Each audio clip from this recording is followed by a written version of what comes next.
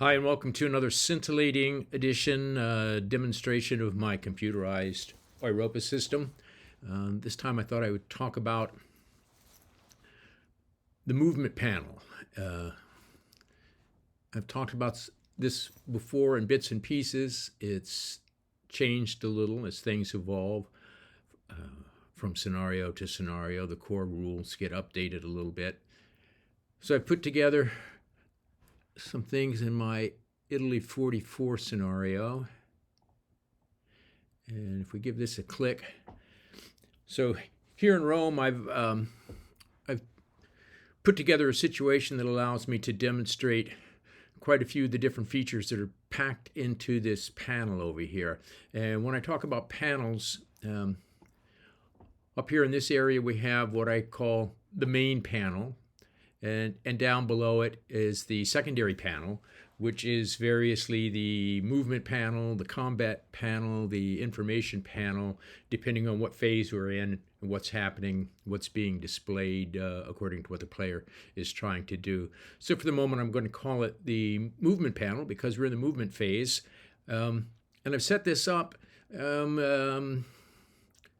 slightly unusual situation just to make sure that I have a bunch of things to show on this screen and I can demonstrate various things that are going on here. One of the first things to think about is that there are various Game Master tools, and those Game Master tools can be toggled on and off. Whoops, I hit the wrong key there. Let's try that again. You can see some of those things toggle on and off, and those are Game Master tools. You can leave them on if you want, or you can turn them off. We'll leave them on for the moment. We can see the turn and the weather and all the typical things that are up here in the main panel. And I think I've been through most of that stuff before. So we're going to be looking mostly down here at the movement panel. And we can see, because I've clicked on Naples over here, here's the hex number. The fact that Naples is in that hex, that's part of Italy. It's currently owned by the Allies, and the terrain in that hex is full city and a beach. Relatively new, I have this edit hex, and that is one of the Game Master tools. It can be toggled on and off in case anybody wants to go in and change what's happening in there, change that from a full city hex to a dot city hex, or put some woods in there, or heaven forbid, make it a all sea hex. But we don't really want to do any of that, so we'll get out of that right now. The Allied Depot menu, and that enables players to go in and deal with my experimental supply system. I've talked about that a lot in the past, so we won't get into that too much while we're working with movement here. This is a Game Master tool, the Edit Hex. The Allied Depot menu is just an ordinary part of what players can do in the course of their player turn. The next thing we have to see is this row of icons on here. And the icons show up depending on what's in the hex. So it's a good visual representation of what's in that hex. You know that if you're playing with paper and cardboard, you can either look at the map to see what's printed on the map to know what's there, or in some cases there will be markers in the hex to say, oh, this is happening in that hex right now. And in some cases you just have to know what's going on there. It's not marked on the map, and there's not really a marker for it. So what we have currently in Naples, and we can put the cursor over top of any one of these icons to get more information. So we can see this is an Allied Replacement and Reorganization Center, and that's just the fancy name that I came up with to be able to indicate that this is a place where the Allied player can go to reorganize units, disband units. It's where replacements and reinforcements can show up. Lots of those kinds of things that typically happen with reorganization or reinforcement of forces can happen in this city.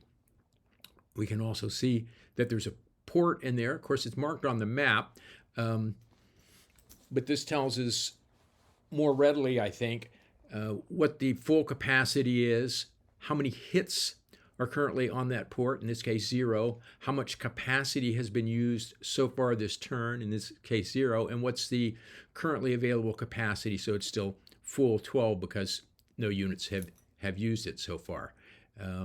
We can see here that we have a coast defense battery amounting to 4 factors in that hex. Doesn't matter too much in the Italy 44 scenario. I don't think we're going to see a lot of Axis naval forces coming down there.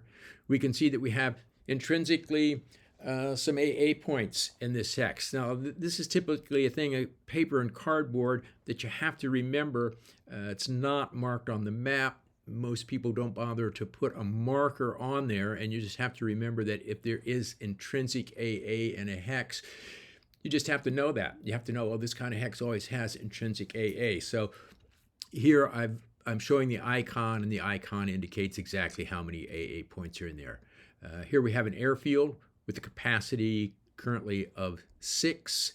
This kind of spiderweb looking thing is my icon for a rail marshaling yard in the hex. Were there hits on that, it would show up. Here we can see that there's a railroad in the hex, and that's pretty easy to see on the map that there's a railroad there. But this will tell you additionally what's the gauge, and furthermore, if the rail line has been broken. If it's been broken, this icon looks a little bit different with a red X on it, so to make it visually very clear what's going on.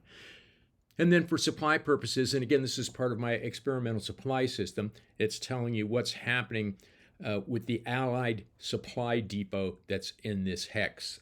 How many supply points are currently in that depot, and how many REs of Allied units are attempting to draw supply from that depot. Okay, so those are the icons across there, and there are more icons for various other things, and depends on the scenario. In Blitz 41, which is my fire in the east, it's fire in the east except that it doesn't have Finland. So I'm not, without Finland on it, I just call it Blitz 41, but it's really fire in the east. If we were playing Fire in the East, or rather Blitz 41, then we might see an icon here showing a factory, and it would give you full information on the factory, what level it's at, whether it's being prepared for evacuation, and so on. So there are more icons that could show up in that row, but this is a pretty good selection of icons for what's happening in Naples right now. Okay, so the next row down, and again, I've set this up to kind of maximize these things. It's unusual to have all of these options in here in the same hex, but then again, Naples is a pretty busy hex at this time of year, in this time of the war. So it's saying that we could break down a unit. This option would not show up if there was no unit in here that could break down. So we'll give it a click, and we'll see that there is one division in there, the US 88th Infantry Division, which I stuck in the city just so we'd have something, which can break down either into its supported or unsupported components. And if I want to break it down, I would come over here and say, let's break it down into 3 supported regiments. Give that a click, go back, and we can see that, the 88th is there, but now it's as its regimental components. We can also see that the breakdown link has disappeared because there's no longer anything in the hex it could break down. Notice this is I think, a little bit of a change here. If I'm remembering correctly, sometimes I have to think twice about this stuff. I think in rules as written, I think you can only do that in the initial phase, and I decided that takes too long for me to try to figure out in the initial phase if I want to break down anything during the movement phase, because I might not be absolutely sure what all my movement is going to be. So I decided to heck with that. I think everybody I've ever played with does the breakdown in the movement phase anyway, so I said, okay, that's fine, and I moved it to the movement phase. So we can assemble. And if we go into assemble, we have two different divisions that could be assembled. Of course, we have the 88th, which we just broke down, and we have the 91st, which has previously been broken down into unsupported components and the headquarters. Well, let's just put the 88th back together, go back to movement, and here it is back up here. It's a division rather than the component. So let's break down and assemble. Now, demotorized. Demotorized is showing up here because I had previously gone in and taken a British truck unit and the British 22nd Engineer Brigade, which was not motorized, and said I'm going to motorize them just to have them on here so that I could do something. So we'll go in here and say demotorize, and says, which one do you want to do? Well, there's only one, and that'll give us this. We will demotorize, and now let's come back to the British truck group, and the British engineers are no longer motorized. Now, I could say I want to motorize something because the motorized option is available. So let's see what happens if we motorize. The only thing that can be motorized right now, well, is the guys we just demotorized. So we'll put them back. Now we've lost that motorized option. And why do we lose that? It's because we don't have anything that we can actually work with right now that we can do that. So let's look at reorganize. Reorganize.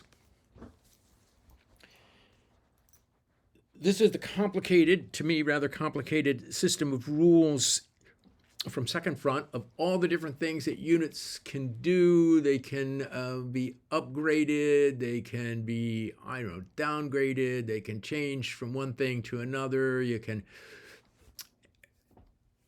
add infantry replacement points to a unit. You can do all kinds of things, and nothing can be done here right now. But if we look down here, it tells you all the things that will be a possibility. For example, we could take a U.S. motorized heavy anti-aircraft brigade, and we could reorganize, convert, or upgrade that unit into a truck group and an infantry replacement point. And we can do that beginning in May 1, 1944. Anytime after that, we could do it. Anytime after May 2, we could do these regiments. So if one of those units happened to be in there, we could do those things. But under these circumstances, all we can do is go back here. We could also disband. Disbanding is another part of that big section in the rules about how units can get changed around. And if we wanted to, we could say we want to disband some of the units that are in Naples right now, and this tells us what we would get. So we could disband the 88th Infantry Division and pick up 9 infantry RPs, and so on. I don't think we actually want to do any of that. So let's go back to movement.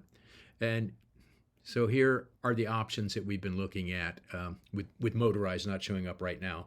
But those are the kinds of things that we can do there. I guess that is technically not movement, but things that can get done in the movement phase when we have a hex with units in it selected. So those options show up in that situation right beneath the row of icons showing what's in the hex.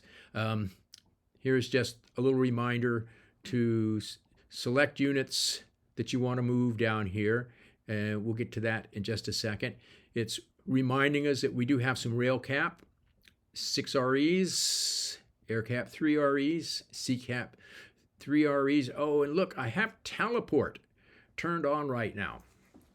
Okay, so teleport is kind of a secret game master thing, and teleport can be used whenever necessary, or if you just want to have some fun, whenever necessary to move units regardless of how they should actually be allowed to move. If you have a unit that you want to teleport from Naples and move it all the way up to north of Rome, you could do it. And let's just come down here for a second, and we'll just take one of these guys. Oh, well, let's go ahead and take these guys. And since teleport is turned on, we probably should be able to move right about there.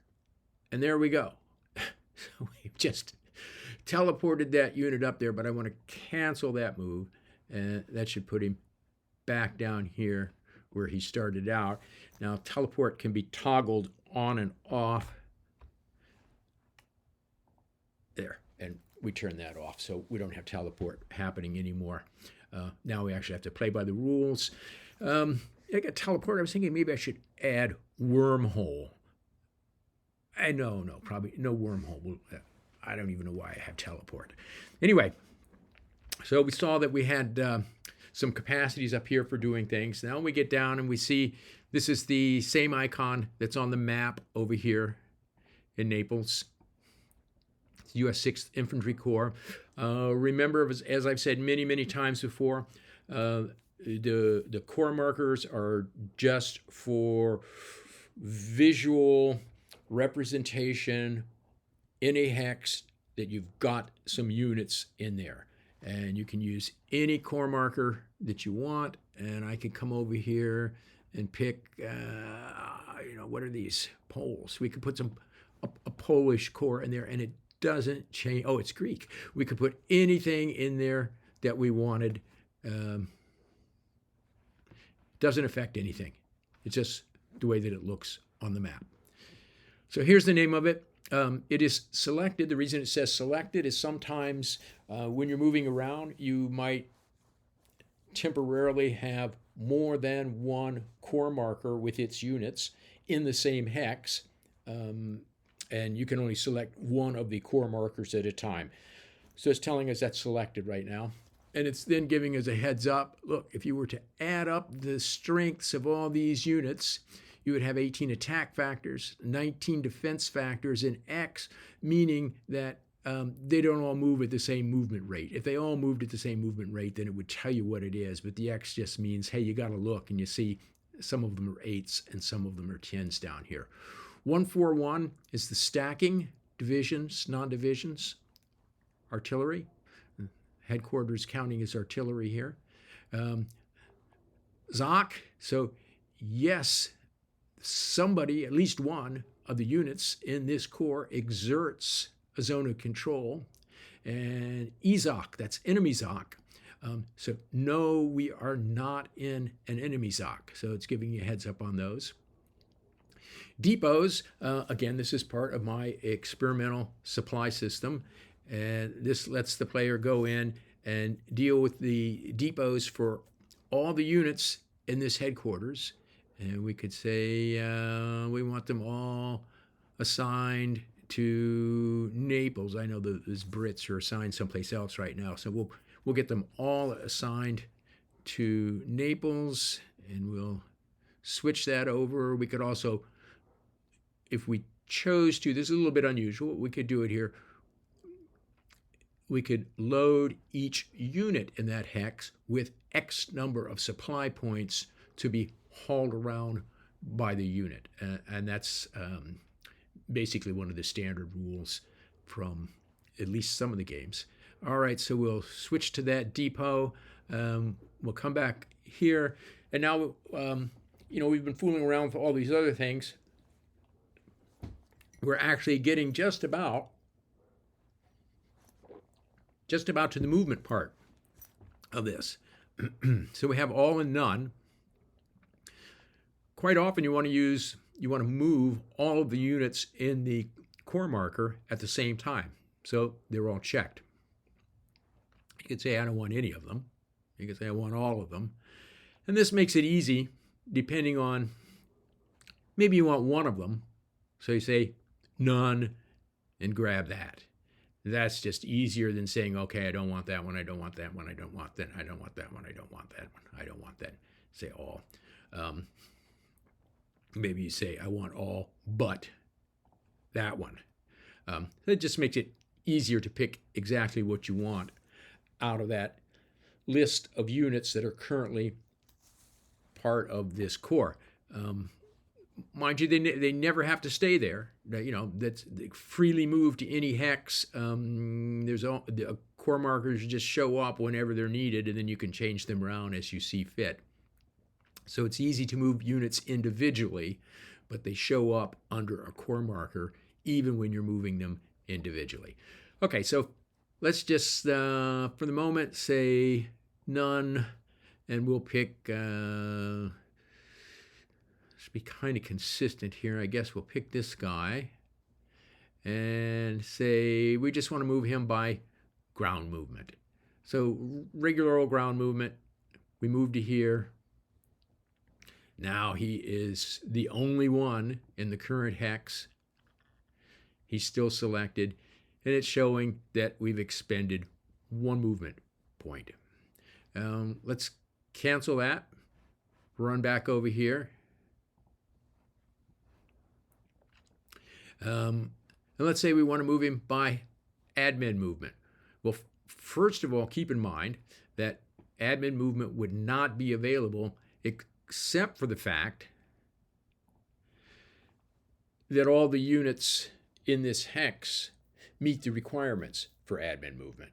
So if they were in an enemy zone of control, if they had already moved by non-admin movement, all those various conditions that impact whether or not units can move by admin movement. So we'll give this guy a move over here. Now he's only moved, expended half of a movement point. Also notice that he turned blue. He turned blue because admin is blue, and that's just a visual clue that that unit is using admin movement. Again, we'll cancel that. Back here, everybody's back here. And now let's take this same guy that we're playing around with and say he's going to do operational rail movement. You can probably guess he's going to turn green here. So we know we've got rail connection. If we didn't have a rail connection, that would not allow us to do that. And there's that green unit, and he's used 1.16. The one was because he had to load on the train, and then 0.16 in order to actually do the movement. And we can see the rail cap has dropped off. It was at 6, now it's down to 5 because we're using 1RE to move by operational rail movement. Now I could switch him, say, now I want to go over to ground movement. I moved a little bit by rail, and now I want to move a little bit by ground. And you could also do ground and then operational rail and then ground. You can mix these things up in the same way that the standard rules allow you to mix them together. But once again, let's cancel his move. No longer entrained, and we got a rail cap refunded. So if we go back in here, it should show us 6. It does. It shows 6. Everything is like nothing ever happened. Once again, let's say none. Let's pick this same guy again just for the heck of it and say we want strategic rail movement. Well, it's basically the same thing. We roll in there under strategic rail, which of course has different rules about the way it works. Notice that it's 8 expended because you use up all of your movement factors, I believe, when you're doing strategic rail. Rail cap has dropped off to 5. We'll select this. It got deselected because really he can't move any farther. He did his strategic rail, and that's it. But we will select it, cancel the move, refunded. We got our back up to 6 rail cap. Everybody's back. It's like he never spent anything. Nothing ever happened as far as we could tell. So that's regular ground movement, admin ground movement, operational rail movement, strategic rail movement. But what else do we have? We also have movement by air. Now, we've got all these guys selected right now. And if I said, I want to move by air, what do you think it's going to say? It's going to say, whoa. Some of these guys can't move by air. So you can't do any air movement. So we'll have to go none, and we'll pick this same fellow again. So let's see what this regiment can do. If we want to move him by air, notice that airfields showed up on the map. Those are destination airfields within range of our starting point over here in Naples. And by the way, if we cursor over this, just in case you forgot where Naples is, it will show you This is slightly non-standard here, but you can say how many Allied fighter escort factors you want. It also allows for enemy interception along the way. If it's in range, then the enemy interceptors will go after it. And then you pick your destination and decide where you want to go. And if I pick Toronto, notice the circle shows up down here on Toronto if I mouse over that. Then we could fly these guys down to Toronto with our available air transport. And it tells us it's 1 RE, takes 1 point of air transport capacity. We have 3, so this will use 1. But we'll cancel that. We decided we don't really want to move him by air. We want to move him by sea. Okay, so once again, because I had everything selected, it says, no, you can't do that for a variety of reasons. You can't do that. So we'll say none, and we'll pick this guy. He just can't seem to figure out where he's going or how he's going to get there, but we'll say he's going to move by sea. And when we do that, we can see anchors show up and all the possible destinations. And it's the same kind of deal here. We're going to move this guy, this one particular unit, from Naples. Tells us what we've got for rail capacity and port capacity. We have to also pay attention to port capacity here.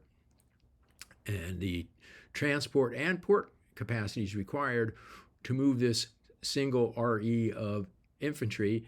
1. Where are we going to send it? Well, we could go to Toronto. Maybe we would rather take a cruise to Toronto rather than taking a flight. And notice again, if we mouse over it, the circle shows up down there. Port capacity is 12, and that's the current remaining capacity. So it's still at its full capacity of 12.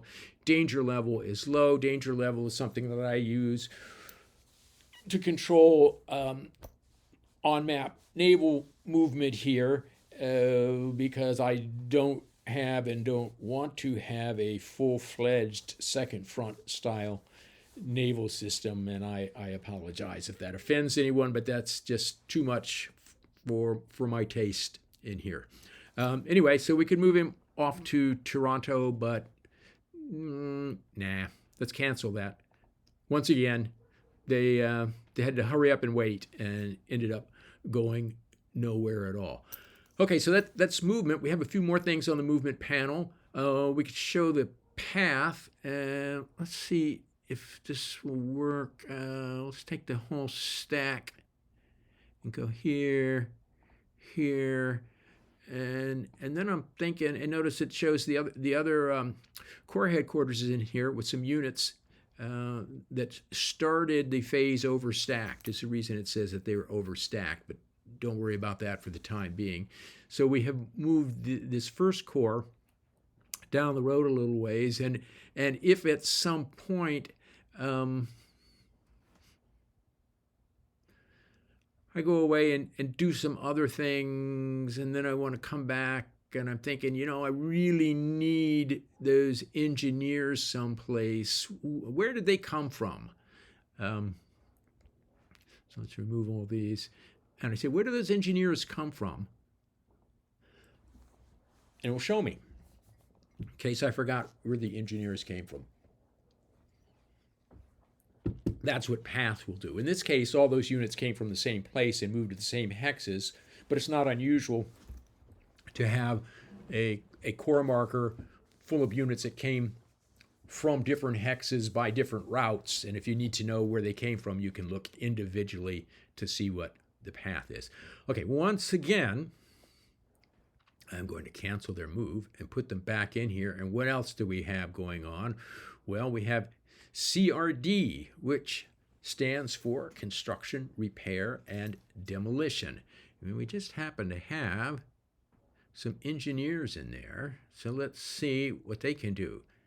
Here are the possibilities. They could build a fort. Now, there's already an airfield in the hex. Otherwise, build airfield would be one of the options. They can repair rail breaks. They can repair damaged ports, but there's nothing to repair. They can demolish things. They could break that rail line. They could destroy the airfield. They could reduce port capacity. And if we said, "Oh yeah, we want to do that," we could break it. Now we've broken that. We could say that we want to go in and repair it. I believe we have enough.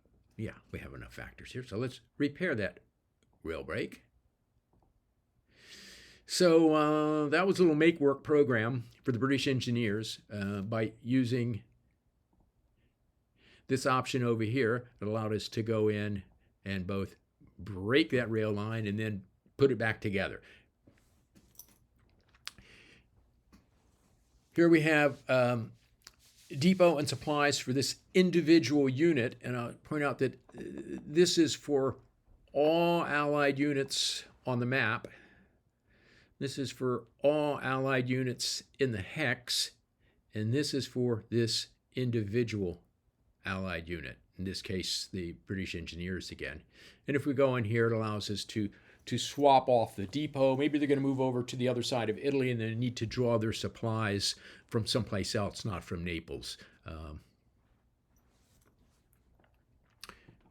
But we'll leave them with Naples.